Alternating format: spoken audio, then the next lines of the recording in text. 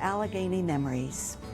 I am Suzanne Irwin, and on behalf of the Alleghany Historical Genealogical Society, it is my pleasure to welcome you to these episodes of interviews with older folks in our area.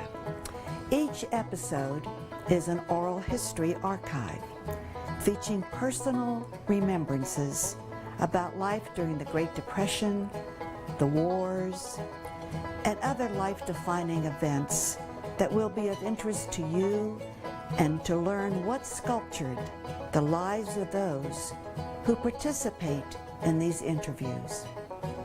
And during these interviews, we will encounter the ideas, the goals, and the faith that defined a way of life which is our common heritage. There are no scripts. The people who share these remembrances can choose their interviewer and be comfortable in telling their stories in their own words.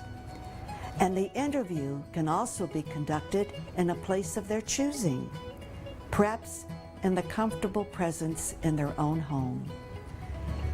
On behalf of the Alleghany Historical Genealogical Society, we encourage your participation, and if you know of relatives or friends who have special remembrances, we welcome you to contact us and join us in this enriching project. Thank you, Suzanne. John, thank you for being our Commandant of the Walter Frank Osborne Marine Corps League. Would you tell us something about your relationship with Alleghany County? Sure, Bobby. Well, my family has been in Alleghany County for quite a few years. My mother's family traces its lineage to Alleghany County back to the 1700s. My father's family to the 1850s and 60s. It's kind of hard because at that time they show as Wilkes and Ashe County, which later portions were taken from those counties and made Alleghany County, but I haven't researched it that much. My father was Euless Irwin, who was the co-owner of Irwin, Chevrolet, and Olds. They started out at the end of the Second World War with Irwin Motor Company. Dad married my mother, Mellow Irwin, which everyone knows is a local school teacher for 43 years. And then after she retired, I believe she had 3 more years substitute teaching for about 46 years. I like to tell people that if you don't know who Mellow Irwin is, you're not from Alleghany County, because she either taught you or you knew someone that she taught. And then I later married Brenda McCann Washington Irwin. We were high school sweethearts and dated in high school and college, and then later came back whenever I returned to the county. I was out of the county basically from the time I left after high school graduation, went to college at Brevard College, Brevard, North Carolina, graduated from there, and then went in the Marine Corps. So I was back and forth, but then I was gone a long time. So whenever I introduce myself now, I just say that I'm the son of Euless and Mellow. Everybody knows them. What were part of your reasons for joining the Marine Corps? They had a reputation of being the best, and it was something that I was always fascinated with, and it was a personal challenge. Could I meet that challenge? Because at that time with the draft, if you went in the Army, it was more or less 2 years and then you were out. And I wanted to be more than that. So I looked towards the Marine Corps. I was nuts about it. I was going to enlist in the Marine Corps whenever I graduated from high school, but my mother was not going to have that. And anyone that knows Mellow Irwin knows whenever she puts her foot down, you usually follow, or life becomes very miserable. Well, John, Minnie Lou had taught me several classes, so I can fully agree with what you're saying. The tales are legion. That's right. What year did you start? What year were you at Parris Island? Summertime, wintertime? Oh, man, I went through Parris Island. Well, the first entrance to the Marine Corps, I joined the Marine Corps platoon leaders class while I was in college. and did my first summer training at Quantico in June and July of 1968. And it was hot and it was miserable, you know, Quantico. Later, whenever I dropped out of college, I was discharged from Marine Corps PLC program, and I entered the Marine Corps on May the 5th, going down to Parris Island, and I was down there graduating on 19 July 1971. I know I went through Parris Island in June, July, and August of '65, so I know Summer how resort, hot it was. isn't it? Yeah. Oh my goodness, yes. Tell us something about some of your experiences, the places you've been, the jobs that you've had while you were in the Marine Corps. Well, after graduation from boot camp, I had received orders to basic electronics course in 29 Palms, California. The Marine Corps wanted me to be a radio technician. So that was the last thing that I wanted to do. So I tried to change my MOS by submitting an administrative action form to 0849, which is a naval gunfire spotter. That was the only unit of the Marine Corps that was in Vietnam at that time other than aviation. Headquarters Marine Corps decided that I was more important as a technician, so I took the test, but I never got any of the answers right, so I flunked out of the course, and they decided that I was going to become a field radio operator, 2500, through on-the-job training. Well, that was a way that I could get to Subunit 1 1st Anglico, become a radio operator, and get there. And I never will forget, Bobby, and you can appreciate this. I got to my first platoon at 10th Marines, 1st Battalion, 10th Marines Headquarters Battery. And the first formation that I fell out on a Friday, you remember back then we always had junk on the bunks, uniform inspection, personnel inspections. And here we are, we're out in that comm platoon, and here's PFC Irwin. And I looked down that platoon, and the first thing that struck me was every radio operator, every communicator that had a Vietnamese service medal had at least one Purple Heart. And then I saw my sergeant, and he's there with his Vietnamese service ribbon and 6 Purple Hearts. But he didn't have a campaign ribbon. And later I asked, you know, what's up? And at that time, the policy was, if you received 3 Purple Hearts, you were evacuated or transferred out of Vietnam because they figured the 4th one might be the last one. He had the Vietnamese service ribbon with a star, which meant that he had been in Vietnam twice. And whenever I later inquired about it, I found out that he had been wounded 3 times before he had been in country 6 months to get the campaign ribbon and been sent back.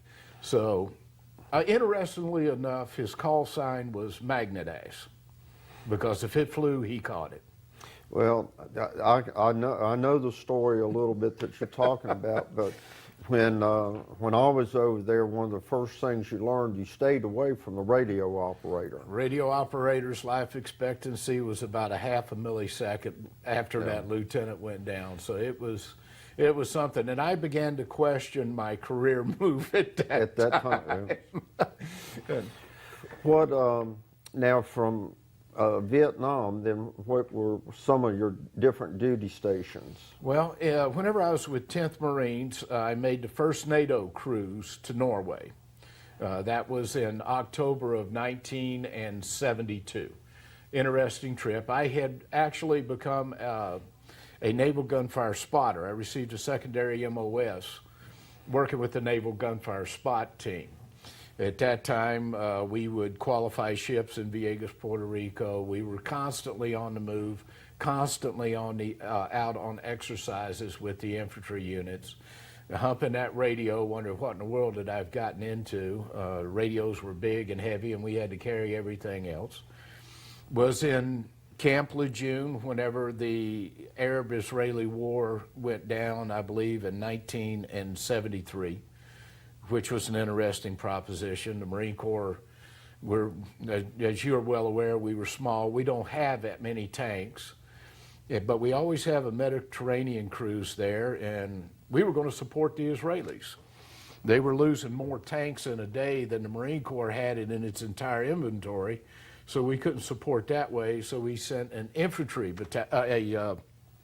artillery battalion over to reinforce the Med just in case they had to go in to help Israel, which would have been interested because those O5s wouldn't do too much to a T-74 tank. But it was my first tightening experience. From you know, while you're on the cruises, you have to work close with the Navy. Yes. Tell us some of your experiences on board some of the ships you were in. Well, life aboard a Navy ship as a Marine is rather interesting because basically you're going to get up in the morning. You're in a tight space that we're in right now in this little studio. We would probably have 30 Marines bunked. You had 18 to 24 inches between the bunks. You had a small wall locker to put your everyday articles in, your toiletry articles and things of that nature, and then you've got your sea bag, rifle, and everything else. So you couldn't turn over in the bunk without touching the bunk that was above you. And that was your little world. Fortunately, you had some curtains that you could slide through. I remember one experience whenever we were going on the NATO cruise on the USS Iwo Jima. We were just getting out of the rack, and of course we had our little naval gunfire team there together. And I was getting up, because I always got up early to get ready, and all of a sudden we went to general quarters, and over to 1MC, this Navy guy comes on and says, general quarters. Fire in the magazine, this is not a drill, fire in the magazine. And I remember as if it happened yesterday, I looked at Corporal, at that time, Jim Phillips, dear friend of mine, even to this day. And I looked at him and he looked at me, and we heard the hatches dog down.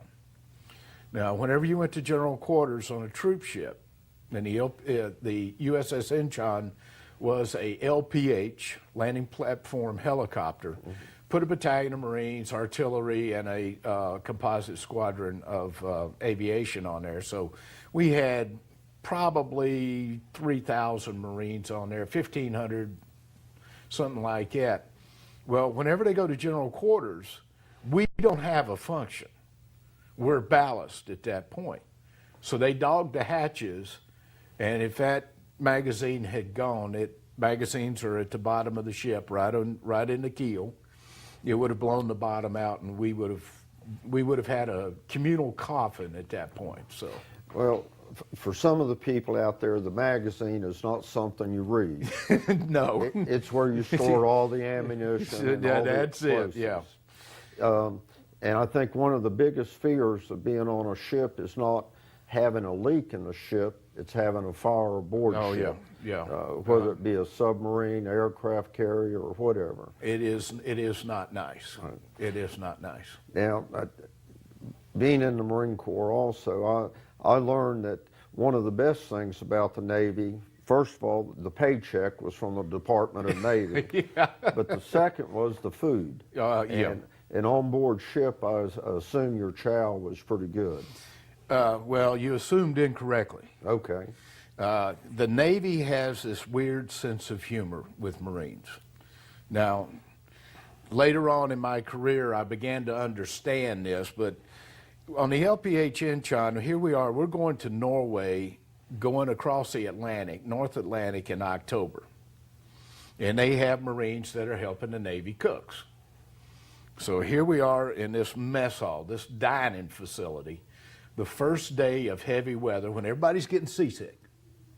So the Navy, in its infinite wisdom, cooks sauerkraut and hot dogs.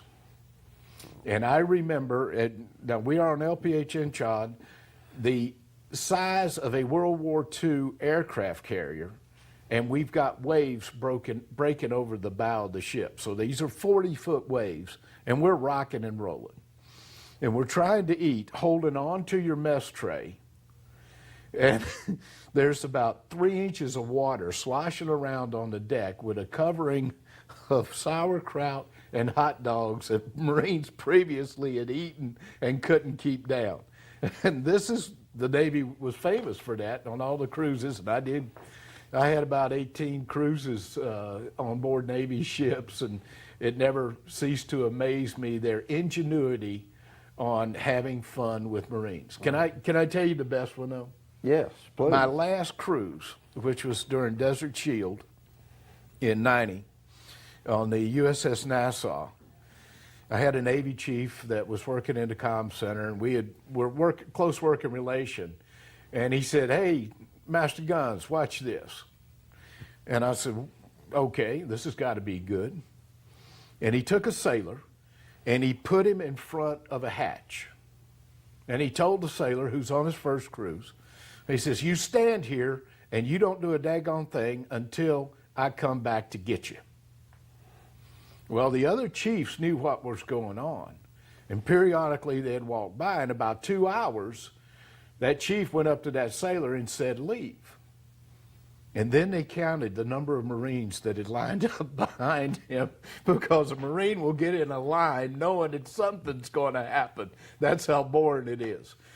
Cruises are fun. You do PT, you read, and you sleep, and then you get to your destination and you get the devil off. Now, when was your last cruise? Did you say what year? My last cruise was on Desert Shield, 1990. 1990. Yeah, I went over for Desert Shield. How long were you there? I was medevaced with back problems in November the 3rd of 1990. And we had been at sea from 7 August. We were the first Mag 40 that went out to get off the coast of Oman, get ready for the invasion of Kuwait. We thought we were going in. And they did not get off the ship, I understand, until December the 24th. So we were at sea constantly from 7 August until, well, I was medevaced on 3 November, but the others that stayed behind never got off ship until the 24th of December. How many Marines were on board with 3,000. 3,000. 3,000. I've got a picture of the longest beer line I ever stood in, because as staff, staff NCOs and officers, we eat and we do everything at the end of the line. Right. Privates get fed first. You hope they don't eat it all. And I've got a picture of a beer line on the USS Nassau whenever we had a steel beach party. 3,000 Marines waiting in line, and here I am at the very end. Now, from there, where was your next duty station? Actually, my next duty station, I did real well down at Camp Lejeune with 10th Marines. Made 6 Caribbean cruises down there, and a whole bunch of qualifying trips down to Vieques. I made meritorious corporal, meritorious sergeant. I had been promoted to meritorious PFC, which is a special promotion. Other than the time and grade, it's a shortened time period whenever you meet that. So I was one of 5 sergeants that were selected for meritorious promotion at Camp Lejeune, and I got out. My wife had been in a car accident whenever she was coming home while I was getting ready to go out on another Caribbean cruise, and she was very seriously injured. She was 4 months pregnant, and took him an hour to cut her out of the car in Mount Airy. And things were difficult because the child was born brain damaged. So I left the Marine Corps on 19 July in 1974, and I immediately joined the reserve unit in Greensboro, North Carolina. I was a communicator. They had a communication slot, and was promoted to staff sergeant there. In February of 1975, a message came down that if you were former active duty and would like to go back on active duty, you would only lose 1 pay grade. Now, before, if you came back in the Marine Corps, you came back in as a PFC. So I was promoted to staff sergeant in the reserves on Wednesday, re-enlisted in the Marine Corps, I promoted to staff sergeant on Sunday at a drill, and Wednesday re-enlisted in the Marine Corps and had an immediate reduction from staff sergeant to sergeant and immediate orders to Okinawa. And we all knew why they were bringing us over. Vietnam was falling, and we felt we were going to get back into it. What was your experiences while you were in Okinawa? I went through there too, so I know some of the things. Well, this was shortly after revision, which you're familiar with. Right. We had reverted Okinawa control back to Japan, and the native Okinawans, which had been conquered by the Japanese a couple of hundred years before, they were not happy with the United States giving it back to Japan. The Second World War was relatively fresh. We had daily reminders of the Second World War. I was with 12th Marines at that time in Camp Hague, which was a Butler building camp that the Army had declared unfit in 1959, gave to the Marines, and we were there in 1975, still in these Butler buildings that were cold in the winter, and it does get cold. And it gets hot, no air conditioning, all we had was those big fans blowing. And we had reminders of World War II around us every day. At that time, in 1975, EOD, Explosive Ordnance Disposal, was disposing on average 350 tons of ordnance that was turning up in Okinawa at that time. Kadena, yeah. Whenever you went out of Kadena, the main gate at Kadena, everything was paved on the base. You got outside the main gate, and you went to dirt roads.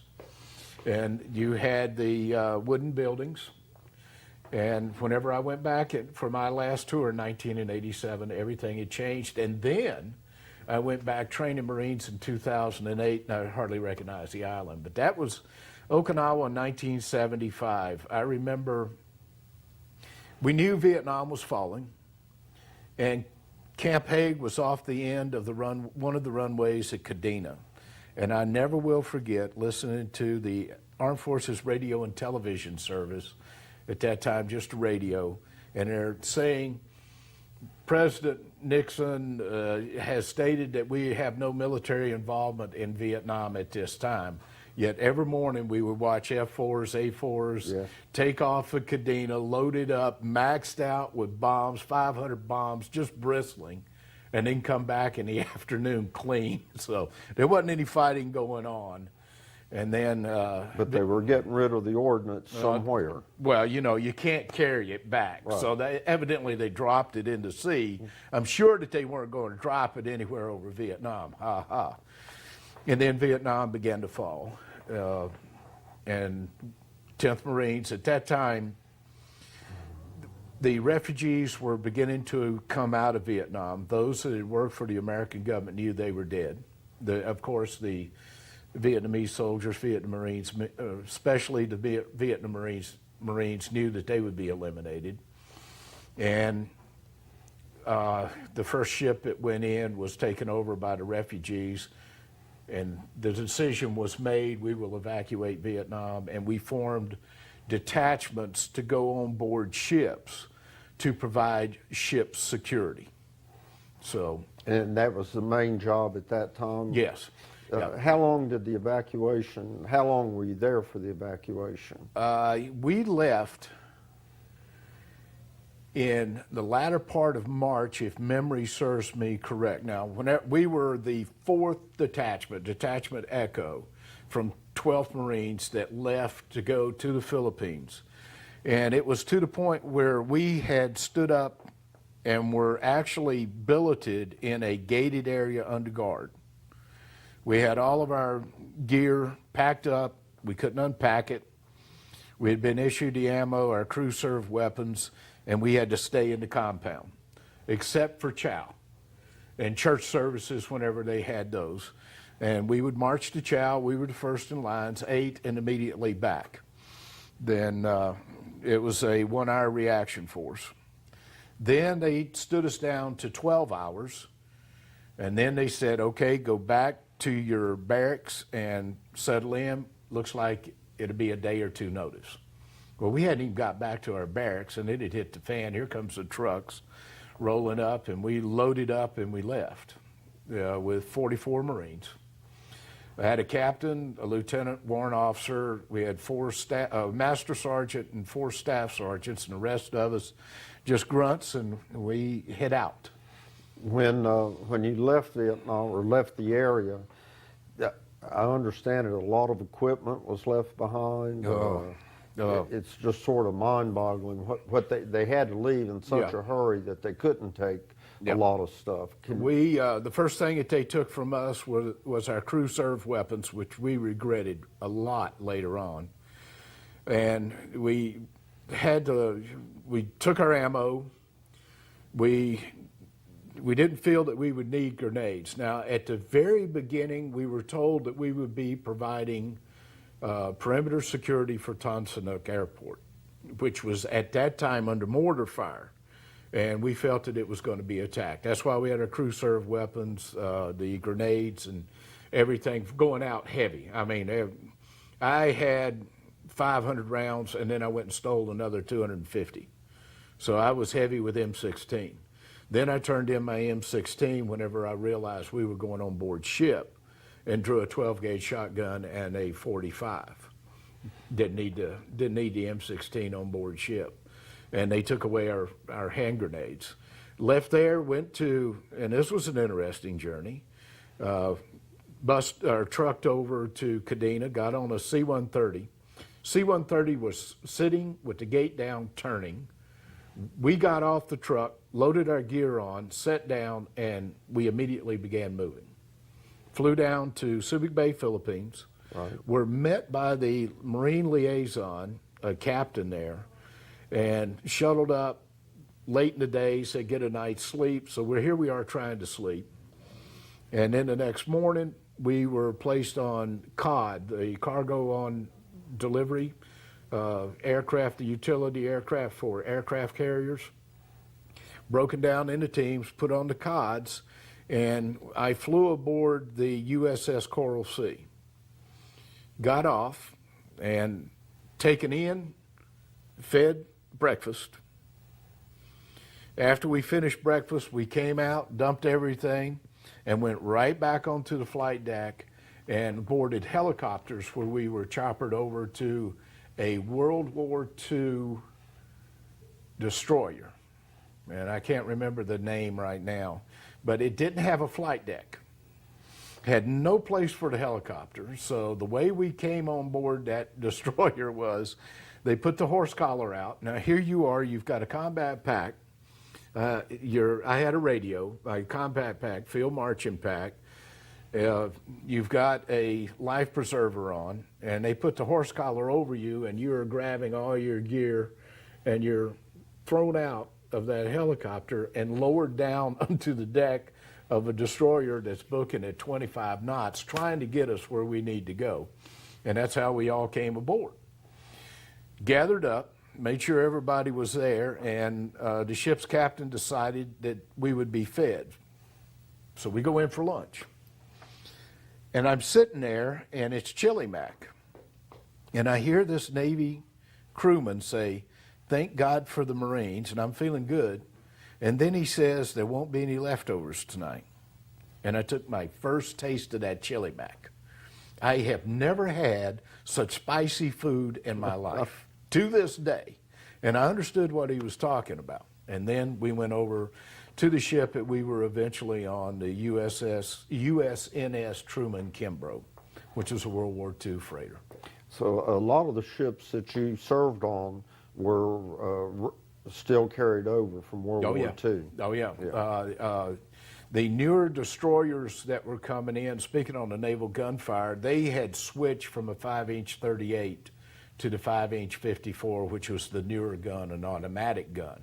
So we had to make a transition from a manual 5-inch gun to an automatic, which was quite a transition on the naval gunfire end of it. Well, from there, when did you get your feet back on dry land? Oh, God. Well, we went, the USS Kimbrough took us to the mouth of the Saigon River, and we anchored there 2,000 meters off the Mouth Saigon River waiting for Vietnam to fall. And we're listening to AFRTS, Radio America, and that's where we got our information. And we knew Saigon was about to fall when the Air Force radar station that was on the Mouth Saigon River, and there was a mountain there. And we're sitting down there with all the ships that were going to pick up refugees, and they deserted. And the NVA came in and took over the perimeter and turned the 50 cals on us. So my introduction to combat was, I was asleep after watch, and all of a sudden I hear all these feet running. Now, I don't know what in the world's going on. So I wake up and I see these meteors going across the sky. I'm saying, oh, we're getting a meteor shower. Until one of them hit the funnel and I realized it was a 50 cal round. So I got on the other side of the ship where everybody else was and asked the crew why they didn't pull anchor, and they said, well, it's going to take us a half an hour to get the anchor up, but the captain made the decision to slip anchor and just let it go, and we pulled out and got out of range real quick. And then shortly after that, I believe it was around the 27th, 28th of April, we started receiving refugees coming out from Vietnam. Eventually, in a World War II Liberty ship, a freighter, we eventually put 4,755 refugees on board and took them to Subic Bay, Philippines, buried 5 en route, and we pulled into Subic Bay, Philippines with 4,755. Were most of them military and military family? We had everything from embassy personnel we had embassy personnel from 5 different embassies that came out. We had civilians. We had everything from Saigon prostitutes to the former Secretary of the Interior to the former Republic of Vietnam. And that gentleman, whenever he announced he wanted his stateroom whenever he came aboard. We're searching all of them. And he comes up telling us who he is. And he wanted his stateroom. So I had a Lance Corporal Edwards that was standing beside me. Lance Corporal Edwards escorted him to the bottom hold in the aft deck so that he could have his suite. Have his own space. Yeah. So now we had a mixture. We had military, everything. Yeah. Because you see a lot of the old newsreels during the evacuation of pushing helicopters overboard. Yep. So really, the only thing that everybody was trying to take was personnel. Yeah. We took off 2,500 people off of an ocean-going barge. 2,500 people, and you don't want to see a country fall apart. You don't. They were desperate. They were coming out with gold, dope. We threw a fortune of heroin, marijuana, hashish over the side that they were bringing with them, thinking that they could trade with it. $100 bills were a dime a dozen, and of course we had to go through to make sure they didn't have any weapons. We took away their cigarettes, because, as you said, on board ship, fire's the #1 thing that you worry about. We took away their weapons, ammunition, but we did not touch their valuables. And we brought everything aboard from, we had one lady that was in her 80s. And of course, we had the babies that were born while we were en route to Subic Bay. Got to Subic Bay with the 4,755, offloaded them, unloaded as much of the ship as we could. Now, the benjos, or the outhouses, were built over the side of the ship in the fore and the aft. But the people down in the holds could not get up to use them. So eventually, the bottom hold became an open sewer. Whenever we got to Subic Bay, we boarded those over and picked up another 3,800 and took them to Guam. So you made several trips. Yeah, and we couldn't make any more after we had gotten to Guam because of the filth. We were living on the outside of the ship in the O1 compartment, you know, the O1, O2 level.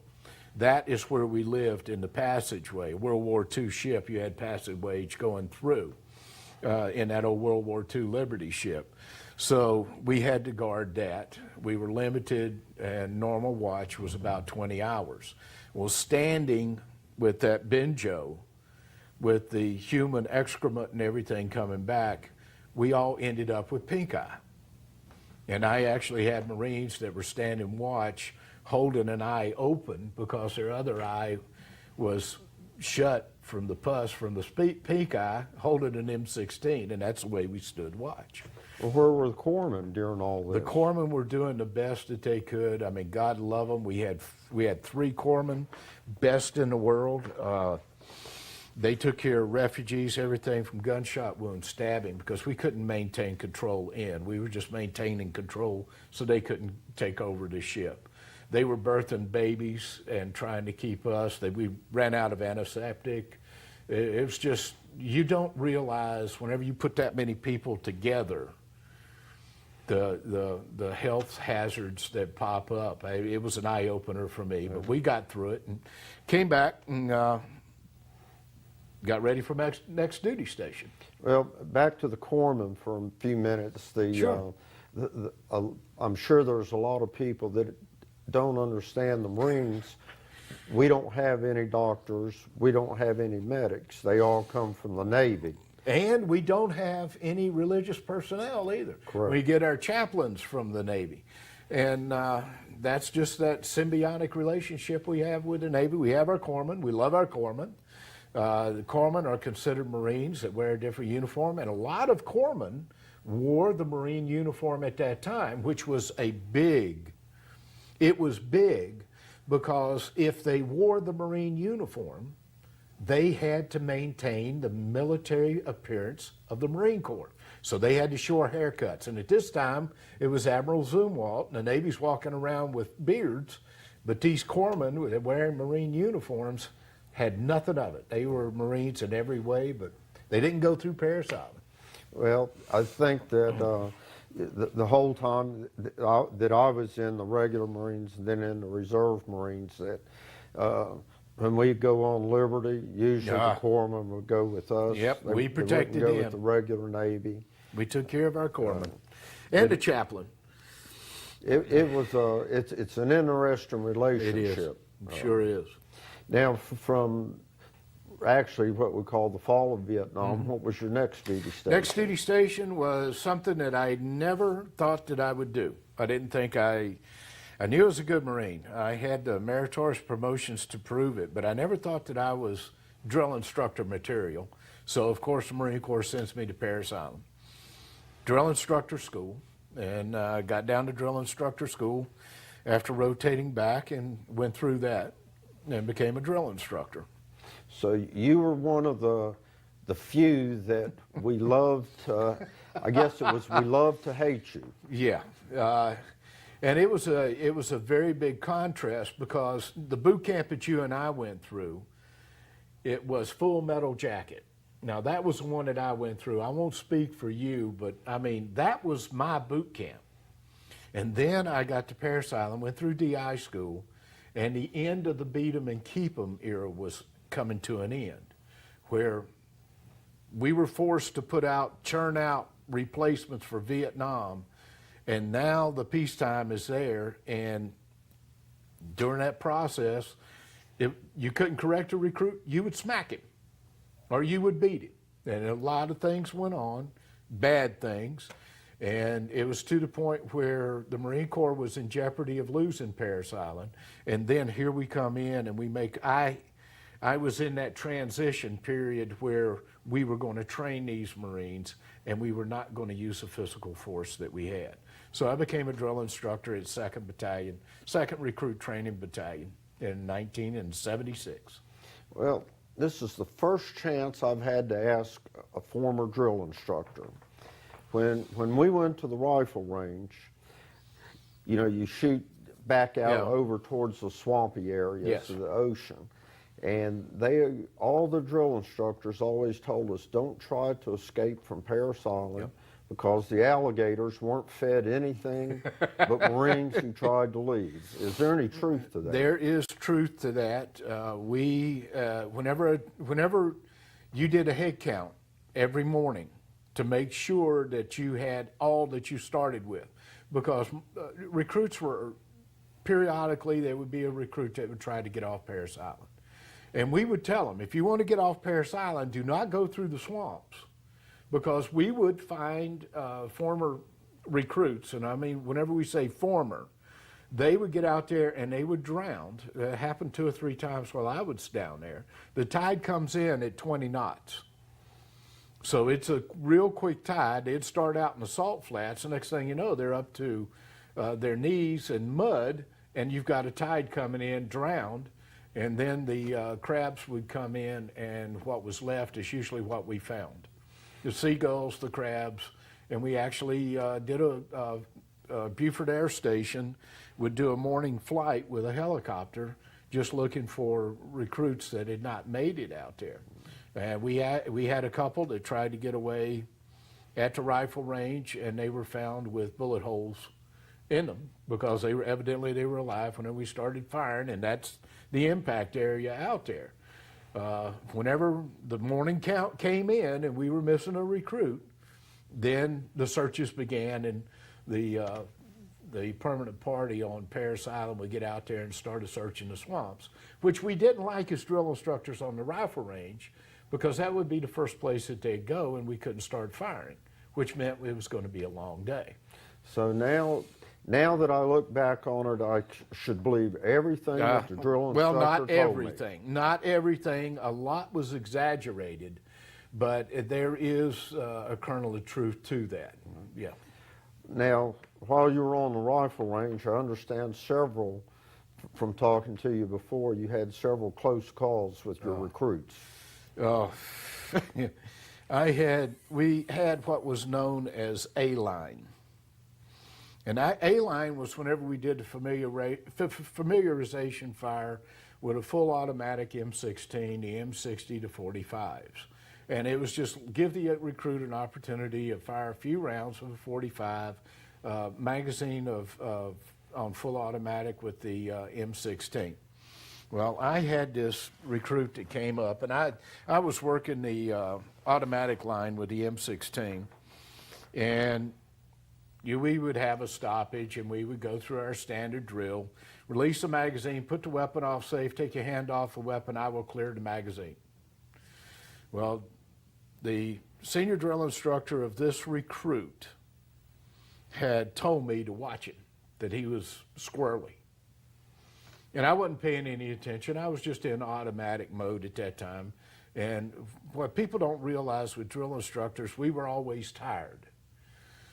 Standard work week for a drill instructor is 135 hours. That was just standard.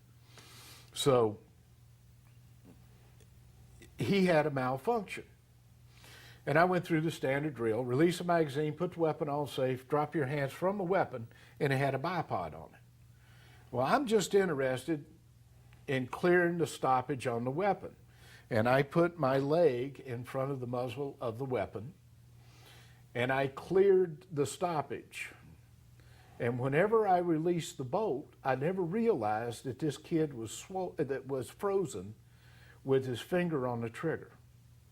So whenever that bolt closed, that weapon went off. And I felt it in my leg. He put 3 rounds in my trousers, and the muzzle blast burnt me. Well, I knew he had blown my leg off. And I came back with my fist. The only time I struck a recruit, I balled my fist, I came back, he had his helmet on, I hit his helmet and broke his nose right here and knocked him completely off the gun. Well, whenever I came through with my follow-through, here's my battalion commander and my company commander watching me. And I just went, I'm sorry, sir, I did it. And the battalion commander looked at me and he said, Sergeant Irwin, carry on. You were protecting yourself. Oh. And I went, thank you, Jesus. And this, of course, the kid's over there. There's blood going all over the daggone place. His senior drill instructor is jumping him because he's seen it, and I'm pulling my trouser up to see if I got a leg. Well, whenever I saw that it was burnt, I put that sucker on that gun, and I fired. We must have fired 10 magazines, but I made him fire. I was going to get him through. I wanted to kill him, but I knew I needed to get him to fire. Then, so after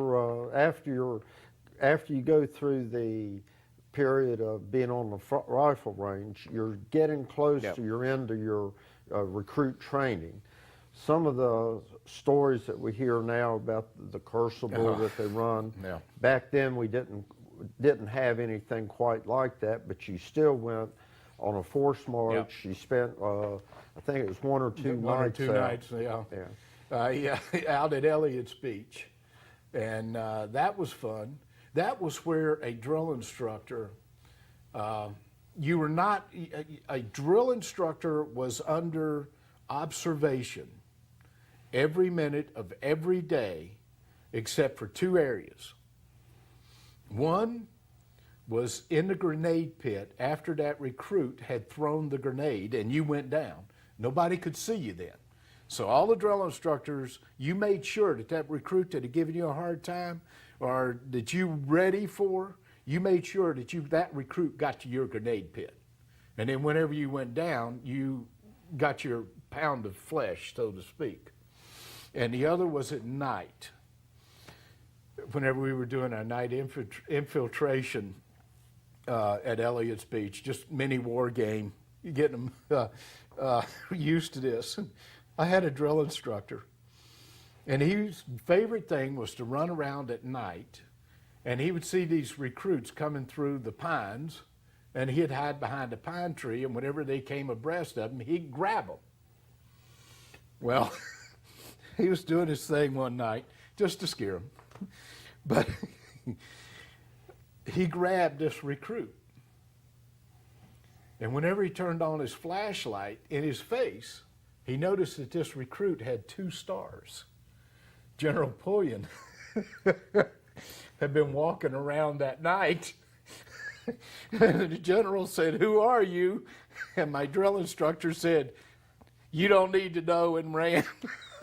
But Parris Island was now, was he the camp commandant? He was the commanding general of Parris Island and one of the greatest Marine officers that I ever served under. So he would come out with the recruits every so often to see what it was nothing. He would come in, walk into the squad base, and in the morning you'd turn the lights on. At 0500, General Pullion may be there. And he's just observing. But at the end of World War II, he was a staff sergeant and received a battlefield commission while he was in China. So he knew the enlisted and the officer side, and as a major general, he gave us enough leeway, but he told us. He said, if the SOP is there, I expect you to nudge the boundaries, but if you cross over, you will pay the price. So he gave us enough leeway where we could train these Marines the way we felt they needed to be trained. But if you violated the standard operating procedure, he came down on you like a ton of bricks, and there was no mercy. And that's what we wanted, because we were there to train Marines. Well, and people, I think they really understand is what you learn in boot camp keeps you alive in combat. To this day, yes, yes. Well, I can say that when we graduated from boot camp, when I did, we finally rode away in a bus, and you look at all the privates, and then there was a few that had made PFC, and there was always a little bit of a tear in their eye when they left their drill instructor, because those were the only people you knew for about 16 weeks at that time. Yep. Well, a drill instructor's day begins an hour before a recruit gets up. A drill instructor cannot remove any article of clothing until 1 hour after he's put those recruits to bed. Every third day, a drill instructor goes on duty for 36 continuous hours. Whenever I was there, it was leadership by example. Before a recruit ran the obstacle course, all of his drill instructors ran the obstacle course. And then we ran it multiple times with them. So you get an affinity of these recruits because you watch them come in as a mob, and then you train them, and you start to seeing their personalities coming out, and you become attached to them. And it's really brutal work. I worked 6 platoons in 18 months. At the 18th month, I was getting ready to graduate my second platoon as a senior drill instructor when I was selected to go to drill instructor school. I left drill instructor school and I trained 9 classes in 18 months at drill instructor school. I never had any more time, I never had more than 5 days off in 3 years. That was it. And working, a normal work day for a drill instructor is 12 to 14 hours. A 12-hour day is a light day, 14 hours. And whenever the recruits are running 3 miles, we're running 3 miles. We do all the calisthenics, or did all the calisthenics with them, and the runs, the whole gamut. And during that period of time, they limited the drill instructors to 117 hours, which worked out with the time off that we got. Our average work week would be 135 hours. So that was, in some ways, some of your most stressful time in the Marine Corps. Oh, yeah. Oh, yeah. And then, and some of the most rewarding. I still am contacted by recruits. Now, after you finished your drill instructor tour, do they let you pick your next duty station? I wish. Yes, they give you 3 choices. Mine was division. I wanted to get back to the division. I had been meritoriously promoted to gunnery sergeant in the meantime, and they said, nope, division's full up. You're going to MCAS Cherry Point. So I went to 2nd Marine Aircraft Wing in Cherry Point as a communicator, and worked various units there as communications chief. Now, from there, what was your next big assignment in the Marine Corps? Well, the next big assignment was, I went to frequency management school, and I began working in frequency management, enjoyed that, very technical field, loved it. But the next big assignment was Operation Raleigh. Operation Raleigh was a community and scientific project that had been started by His Royal Highness Prince Charles. It was his idea based on a previous expedition, that we called them expeditions, that was named Operation Drake. And Operation Raleigh was the follow-on. And the young people, 17 to 22 years old, come from undeveloped, underprivileged areas in various countries. They have to gather their own equipment. They have to do projects to get the money to go on Operation Raleigh. And the supervising staff are volunteers. Well, Prince Charles was having problems getting volunteers from the United States because here you are, you're leading these kids. You are in an austere environment. You're out in the jungle. If anything happens, you've got to be able to take care of yourself, or the desert, or wherever that particular expedition is at. The one that I had was in Coyhaique, Chile. So President Reagan said, if you can't get Americans to volunteer, I'll give you military. So I went down with a Army Special Forces A-Team, Green Berets, pararescue from the Air Force, and I was a lone Marine. We had Australian, New Zealand, and English forces with us. And I end up with leading an expedition to an area called Lago Henny with 17 of these venturers, 17 to 22-year-olds. Lago Henny is a large lake in the Andes. The nearest town was a half day away by an Unimog, which is a Mercedes military vehicle. It's the only thing that we had that could get to where we were. So we are out in the boonies. We are so far out that we were actually killing ducks by walking up to them and hitting them in the head with a stick.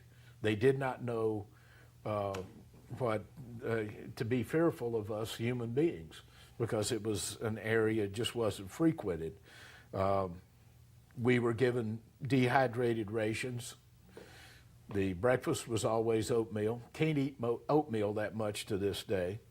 And then we had a lunch, which would have been a soup or another dehydrated ration, and one meal of the day we had to forage for. And rabbits, the Chileans would look at us because we're eating rabbits. They look at them as rats. But we would snare 2 to 3 rabbits a day, and that's how we were fed. What was the language barrier there? Oh, the language barrier. I had one, they were supposed to be able to speak a little bit of English. Okay. The Chileans spoke better English than I did, and I had a number of Chileans from the local country. I had a New Zealand nurse that was my medical personnel. I had a young man from Japan, Aki Suzuki, that he was barely conversant in English, and the rest were American, and we could get along. But Aki, later on, we had a portion of my patrol, as we referred to it, that fell apart. So we came up with what is known as a horseback expedition, and we were going around this lake on horseback. Now, I would never have taken the trail that we had to go. This trail was wicked. At one point, an English corporal that I had with me, the girth on his saddle became loose, and it started to slip over on the side. He came off the rump of the horse because on the right-hand side of this trail was a 100-foot drop to the lake, and it was a cliff face to the left. And we walked for a half a day. He was behind that horse with the saddle all the way down, and he followed that horse for a half a day till we could get to a place wide enough to cinch that cinch and get him back on that horse. It was idiotic going over the trail that we went. Aki had seen a horse once in the Tokyo Zoo, and I put him on a horse and took him over a trail like that. Unbelievable. Unreal. I think he didn't know enough English to tell us he was scared to death, but he went.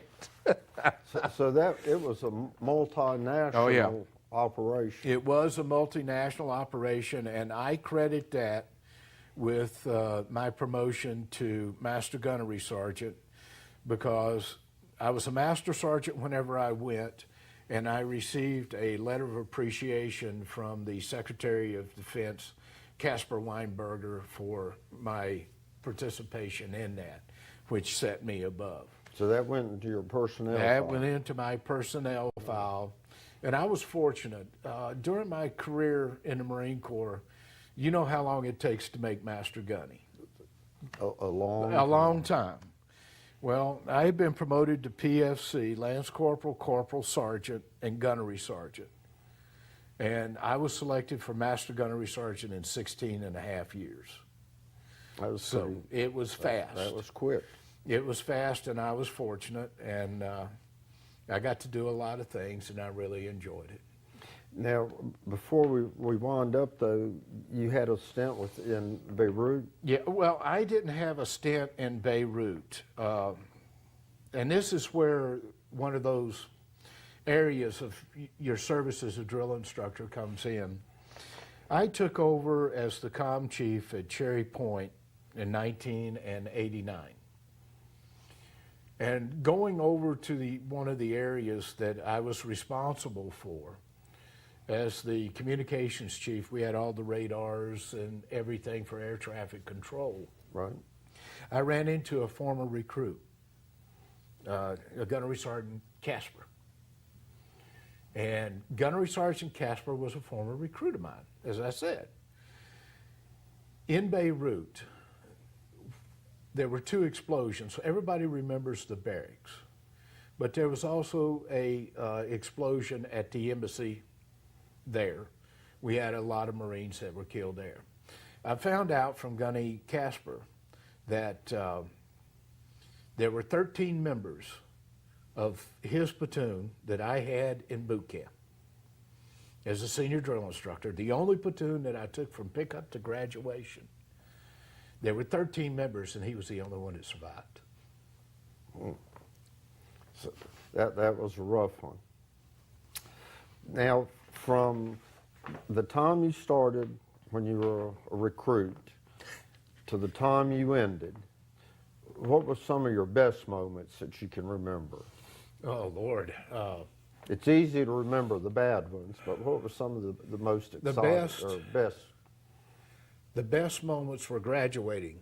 All 6, well, I only got to graduate 5 of my platoons because that was a bit of you. Every recruit would pick up a little of their drill instructor. Right. Later, whenever I started graduating, training drill instructor students, you made sure that you trained them by the SOP. You wanted them, one, to stay out of trouble, because if you messed up as a drill instructor, you were hammered. There was no forgiveness. You were going to pay the price. And I had a lot of my students have come back and thanked me both whenever I was in service, and they've looked me up afterwards. I have a recruit that I graduated that you met whenever we went to 8th and I. Right. He eventually retired as a major of Marines. I have 3 or 4 that they've contacted me that retired as master sergeants, first sergeants, several gunnery sergeants, and for them to come back and say thank you for what you did. You know, that was certainly one. I was proud to go through jump training at Fort Benning, selected for that. It's hard to get jump school in the Marine Corps. I was fortunate, I got that. I shot on the Marine Corps rifle and pistol team down in Cherry Point for 1.5 years, long enough to realize I'm not as good a shot as I thought I was. These guys were good. I qualified expert 14 times in the Marine Corps, but I couldn't hold a candle to these guys. And 4 times with the pistol, but it really opened my areas there. Just the association of doing it. Now, I always wanted to be a Marine, but I had my doubts if I could do the daggone thing. But whenever I got through boot camp, and then as more responsibility was given to me, they gave me an education in leadership. And as I went on with the various units and doing the things that I did, it eventually led up to my job before I retired. I spent my last 5 years as working life training Marines with the new communications equipment before they went to Iraq and Afghanistan. So that allowed me to continue serving the Corps, passing a little bit of something on, hopefully that these kids could take. And as I was finishing up my last few years as an instructor, I was instructing Marines that I had trained previously, and you know, it feels good whenever they come up and say, "Man, you saved my fanny." Yeah, Well, that's the best compliment. that was definitely the best part. Well, now that now you're ready to get out of the Corps. Yep. So you retire out. Where was your last duty station? Last duty station, I was the base communication chief for Cherry Point. That was my last tour, and retired in Cherry Point, and had bought a townhouse in Morehead City, and just never was satisfied. Well, now that you've retired, you sort of come back to Alleghany County. Yes. Now, you and several other Marines start what we call the Marine Corps League. And Yeah. it's named the Walter Frank Osborne Jr. Marine Corps League, and that's named for a. Walter Frank Osborne was when at the end of the Second World War, he was a staff sergeant. But Walter Frank Osborne was a Alleghany native, went in the Marine Corps in World War II, went through Tarawa. You know, I tell people the Marine Corps is known by its battles. Certainly one of the bloodiest was Tarawa. Walter Frank was in 10th Marines, oddly enough. And that's how I knew that he had been in the Marine Corps. I saw his picture receiving a Silver Star at the regimental headquarters building in 10th Marines down at Camp Lejeune whenever I was a young buck there. I look up and I said, geez, I know this guy. So he received a Bronze Star, saving a Marine that had been wounded in a Japanese attack on Saipan, another big battle. And then he received a Silver Star on Iwo Jima by advancing in front of the lines and engaging Japanese that were holding up in advance. So, and was subsequently wounded and came back into the action. I had helped start a Marine Corps League in Southport, North Carolina. 1003, I believe it was. That one later folded for lack of membership, because I had started the Cape Fear Detachment Marine Corps League in Wilmington, North Carolina with another former Marine, Hank Phillips. That is one of the largest Marine Corps League detachments in North Carolina at this time. They maintain a membership of around 140 active. I had eventually moved down to Wilmington and lived in Wilmington for 10 years, working for Motorola, a Motorola distributor there as a sales rep, and enjoyed it. So we started the Cape Fear Detachment Marine Corps League. When I separated from my wife and eventually divorced, I wanted to come back to Alleghany County because this is home. And I'd been gone for so long, so I came back and met my current wife, Brenda Irwin, McCann, Washington Irwin, and we married and worked away in Charleston, South Carolina. And Charles Pugh contacted me while I was up here and at church one Sunday, and he said, we got to start a Marine Corps League. So we started working it. And we took us about a year to drum up enough. We needed 20. We ended up with 25. I think we signed up every wife and Walter Bell and everybody we could get to sign the line, and we started the Walter Frank Osborne Detachment, 1298. Well, now in the Marine Corps League, any armed forces personnel can join as an associate as member. an associate. And their spouses can join as an associate member.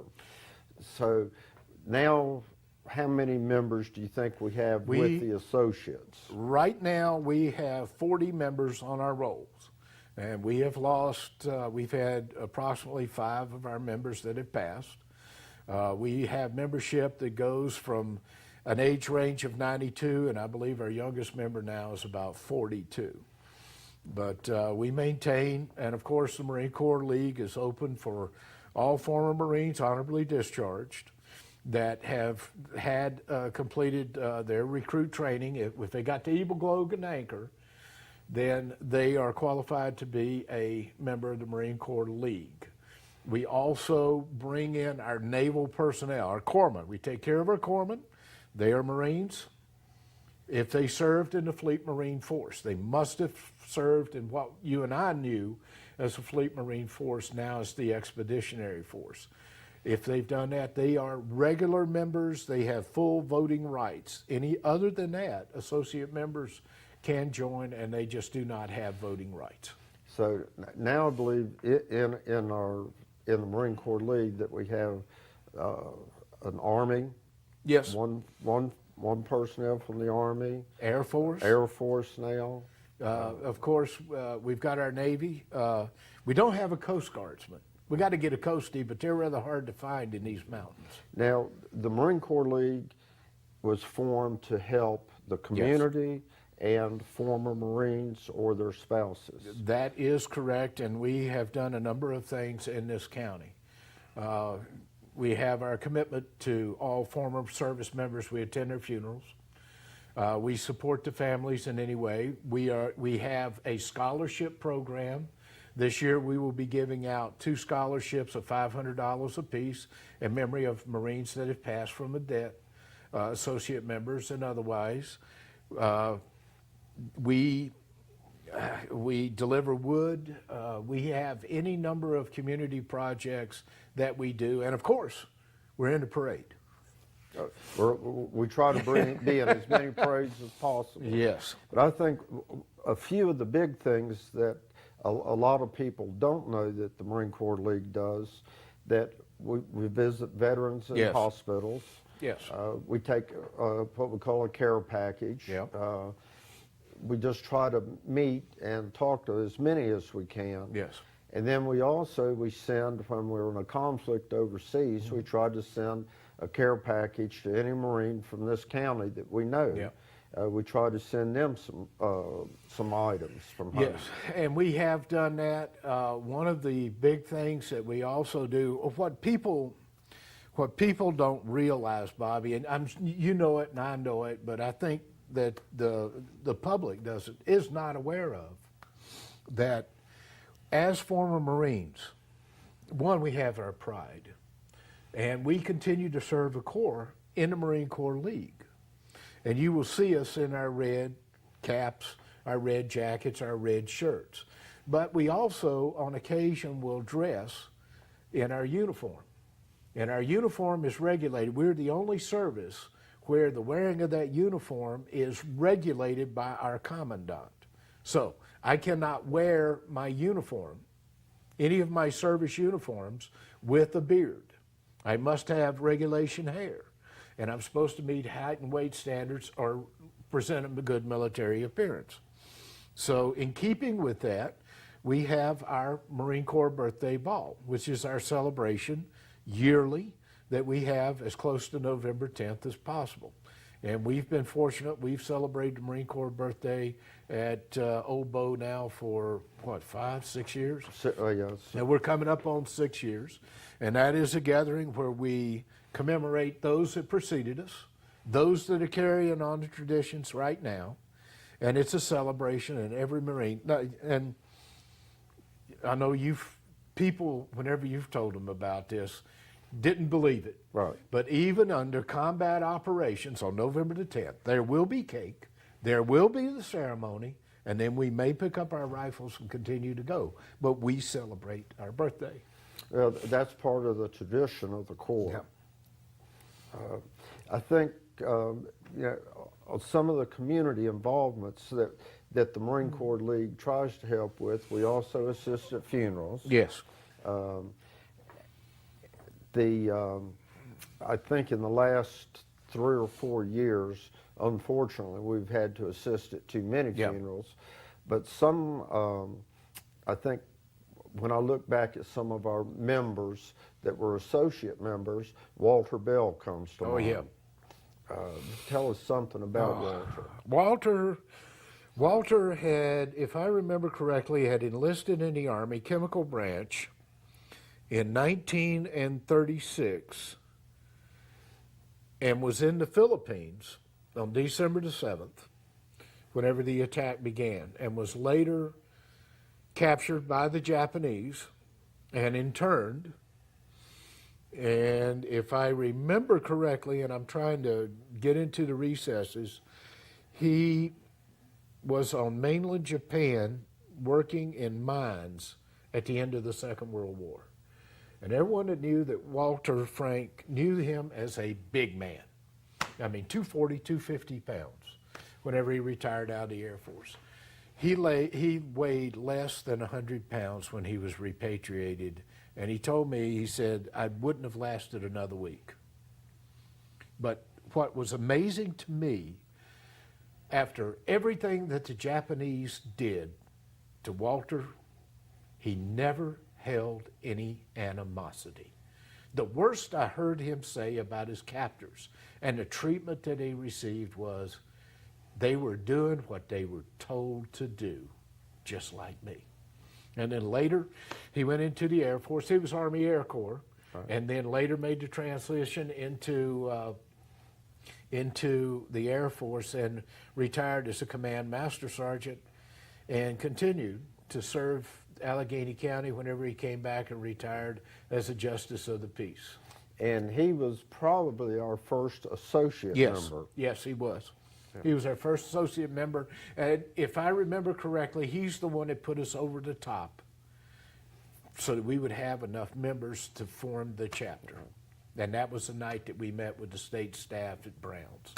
And we needed one more, remember? And Dennis Brocklin, we had introduced him to Walter Bell, and Dennis said, well, there's our member. And went and got him. That gave us the numbers to be. That gave us our numbers to get our charter. Well, so now you've gone from being born and raised in Alleghany County to traveling all over the world, and now you're back. Well, it's been an experience, let me tell you. But this is home. I always wanted to, no matter where I was, I always had that dream of coming back. And enjoying these mountains. Yeah. I'd like to end up by saying thank you for coming back, and thank you for helping start the Marine Corps League for us. Appreciate it. Well, thank you for being a big part of it too, Bobby. Godspeed.